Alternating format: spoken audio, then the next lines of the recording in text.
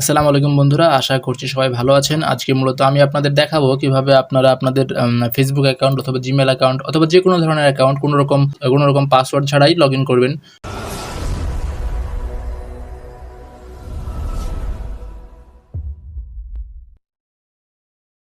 তো সেটি করার জন্য আপনাকে প্রথমে আপনার যেখান থেকে লগইন করতে চান সেখানে আপনার অবশ্যই একটা এক্সটেনশন অ্যাড করে নিতে হবে। এক্সটেনশনের নাম আমি ডেসক্রিপশন বক্সে লিঙ্ক দিয়ে দেবো এবং এক্সটেনশনটির নাম হচ্ছে কুকিজ এডিটর। সো এটি আপনি জাস্ট লিঙ্কে ক্লিক করে ইনস্টল করে নেবেন।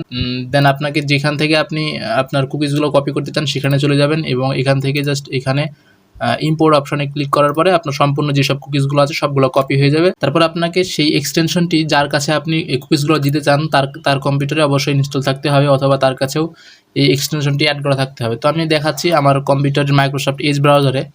সো এখানে ক্লিক করার পরে আপনার ইম্পোর্ট অপশনে ক্লিক করার পরে এখানে আপনারা ওই কুকিজগুলো পেস্ট করার জন্য একটা অপশন আসবে, জাস্ট এখানে পেস্ট করে দেবেন সবগুলো, তারপর ইম্পোর্ট। দেন আমাদের কাজ এখানে শেষ। আমাদের সম্পূর্ণ কুকিজ পাসওয়ার্ড ছাড়াই লগইন হয়ে গেছে, সম্পূর্ণ আইডি পাসওয়ার্ড ছাড়া লগইন হয়ে গেছে। এখন আমরা জাস্ট পেজটাকে রিফ্রেশ মারলেই পেয়ে যাব সম্পূর্ণ।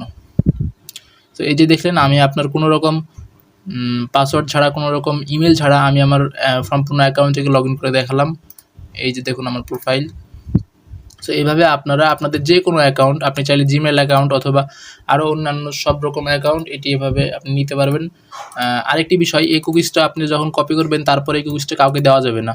যে আপনার এই কুকিজটি অ্যাক্সেস পেয়ে যাবে সে কিন্তু অনায়াসে আপনার আইডি লগইন করে ব্যবহার করতে পারবে। সুতরাং এটি নিয়ে অনেক সতর্ক থাকবেন। সবাইকে ধন্যবাদ সম্পূর্ণ ভিডিওটি দেখার জন্য।